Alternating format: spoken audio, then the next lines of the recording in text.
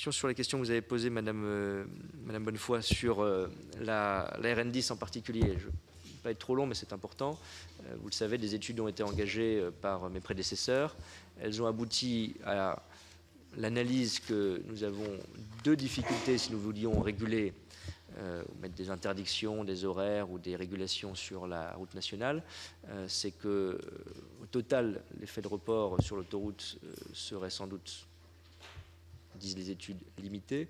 Et par ailleurs, nous avons surtout un problème juridique, parce que pour avoir une interdiction, il faut que nous puissions avoir des raisons environnementales extrêmement documentées, parce que c'est une restriction à la liberté de circulation. Et donc, j'examine beaucoup de cas, je suis sollicité sur beaucoup de cas, encore récemment par exemple en Nouvelle-Aquitaine, où c'est très difficile de prendre une telle mesure sans risque juridique. Néanmoins, moi je suis ouvert à continuer ce travail et je suis aussi ouvert à la transparence et donc à partager avec vous le détail de ces études pour qu'on puisse continuer le travail, pas au calendrier grec, mais dans les prochaines semaines avec vous, je prends cet engagement.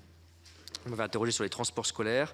Je vais être rapide parce que d'accord avec vous. Je l'ai dit au GART lors de notre première réunion, puisque, comme me l'a rappelé le sénateur Tabarot, il vaut mieux toujours dire la même chose. Donc je l'ai dit au GART en privé, je le dis ici en public. Je ne suis pas favorable à ce qu'on revienne sur cette règle. Le GART, vous connaissez cette revendication de longue date, mais de bonne foi, nous dit qu'il peut y avoir des conditions sécurisées de transport debout. Et donc j'ai dit au GART, pour être tout à fait complet, je ne crois pas trahir de grands secrets, que s'il voulait de nouveau produire une étude scientifique sur l'accidentologie et les risques, je serais prêt à la regarder, mais que mon sentiment très net, c'est qu'il ne fallait pas revenir là-dessus.